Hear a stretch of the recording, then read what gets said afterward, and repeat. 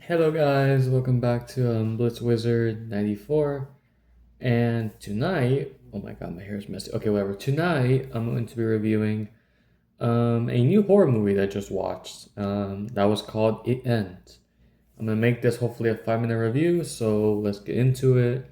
So essentially I purchased a ticket like I think a night ago or yeah, a day ago, which would be to watch a new horror movie that was going to be random, and I got It Ends. So It Ends essentially follows this group of friends that at first when I walked into the movie and I was watching, I had no idea what the plot was, and I thought it was just a group of friends that this guy was dropping off this one girl, or whatever, or they were on a road trip together. I don't know, but it follows these four friends. It follows Tyler, Dave Fisher, and James. Sorry. And essentially, what happens is as they're going along the road, they realize that they never made a second turn or a certain turn or whatever, and they realize that this road is infinite. It just keeps going straight, and they can't really find an exit. So the only choices they have is just to keep driving. And if they don't keep driving as they stop for whatever reason, then suddenly they get attacked and by a horde of, I want to say zombified people. I thought they're just zombies at this point, and they kept screaming, I want help or help me. So their only choice is just to like drive off. But then a weird plot device happens where essentially they realize that they have this 90-second grace period where they could try to explore the woods and try to figure out if there's anything useful to help them in their, ambition to simply escape this weird infinite void. To which they tried it multiple times, and what happens is the premise of the movie again just follows them trying to find an exit, and just overall it really demonstrates the message that you can only do so much. Like really, these guys they go on the brink of insanity, and it's just a question of time on which they're really just gonna give up.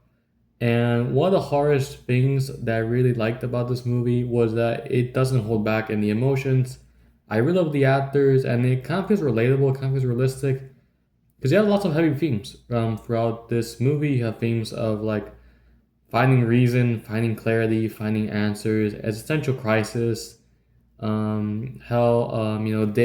and Fisher, who were like a couple, Day was expressing thoughts of suicide, and it was like a really heavy topic. And you know, Tyler wasn't going through it as well because he had his own relationship issues. And James was like in college, but he wasn't really happy. He kind of was acting as someone who didn't really like to express his emotions. And towards the end of the movie, pretty much what essentially ends up happening is that the rest of the friends, they already gave up and they just went off. But James, refusing to accept defeat, he keeps going past his limits.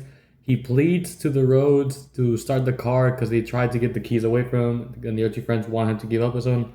Because James was simply torturing himself at that point for something that really just doesn't have an answer, even though he keeps trying to force it.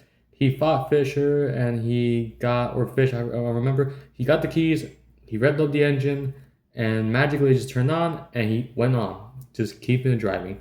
And he kept driving all the way up until a certain point where it reached a dead end, and that was the end of the road, and he realized that there really is no way out. And it begs the question that, like, he simply has to let out. He has to allow his emotions, he has to allow his frustration, and he finally does. Throughout the movie, he never broke, and then he finally broke. And at that point, he just realized, well, I might as well just try to turn back, and he makes the whole way around, trying to go back into this infinite, endless journey, where really there really isn't any way out. And that's basically how the movie ends. It's very anticlimactic.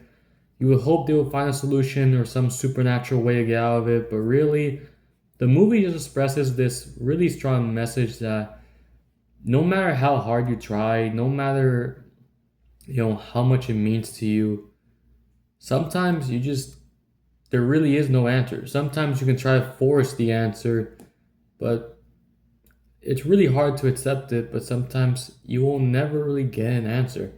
And hell, maybe sometimes there probably won't even be an answer. It's probably meaningless, and it's just a sign that you have to let go. And you have to just simply move on and just accept things the way they are. And this is something that many people struggle with, regardless if this is like a horror movie, just a really, general concept that, like, again, seeking clarity, seeking the answer, people want to do whatever they can, even if they means, not caring about themselves, just going all the way through to their limits, even not caring about others, just try and find the real explanation. But it doesn't make things better, it just makes you worse. And honestly, James tried so hard that the actor really nailed it. He nailed the agonizing reality that, again, no matter how hard you try to brute force it, they're really just at some point you just gotta realize that there's no real reason to keep trying. You just gotta learn to give up and accept things the way they are. And I think that's why the ending, I guess, is kind of anticlimactic because you can pretty much guess what happens. Again, he's back to where he started. He's just going back all the way to the very start. And he just tries to get companionship, trying to bring people who simply they gave up in the middle of the forest, they're just there laying, and he just tries to, like, make them his new companion on the way back. So, yeah, I mean, it ends, I think, is it wasn't really that scary. It didn't have much gore, so if you're an average horror fan, you probably will not want to feel like watching this movie, as it really more relied on just huge, heavy topics. Again, Day's suicidal attempt, Tyler's relationships, James' inability to simply express his emotion, always trying to act tough or just make fun of others rather than just admit his own frustration and his own issues until he finally hits the reality and the walls against him. And everyone tries. Fish again also had some issues with, like, religion, beliefs, and it really it's a very interesting movie. I don't think it's super original. I think it is creative though, with the the time loop and just the empty, etc., etc. But it takes away from the classic trope of just making a road horror movie into a really long, is essential message about life, and just realizing that, again, you trying to get clarity or trying to find an answer, no matter how badly you want it, it probably won't make you better. It won't make you feel happier. It will just leave you feeling more empty and more just sad that it was, again, you should have just moved on a long time ago. So if I had to rate this movie really quickly, I know it's at 5 minutes. I would rate this movie, I want to say a 5. It just kind of just like an movie. It was unique. It was interesting. But I don't think it is forgettable. I think it's something that is definitely better than Ice Cream Man, and definitely one of the more, interesting movies. I think it's usually just a movie to kill time. If you want to see a movie on a random day, well, here you go. It's End, or yeah, It's End. So, to be honest, I kind of forgot the name a little bit there. So yeah, that is this type of movie. It's just a movie to kill time. It's not that crazy. It's not that entertaining.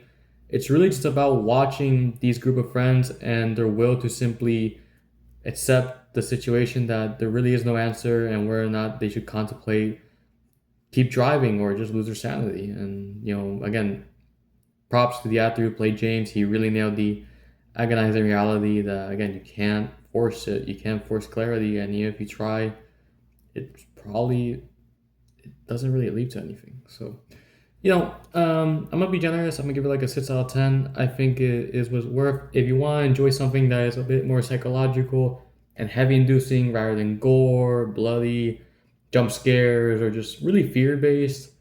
This is probably a movie for you. Again, it's probably not one of the most greatest movies of all time of this year, but for what it's worth, I think I had a decent watch. Again, very anticlimactic, but for what it's worth, if you really want to see a movie that, again, just focuses on mental health themes, this should be the movie for you. You probably won't get that much of an adrenaline kick or dopamine, but that's just me.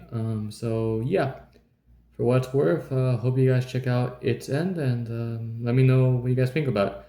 And again, shout out to James. It really is hard. Ciao.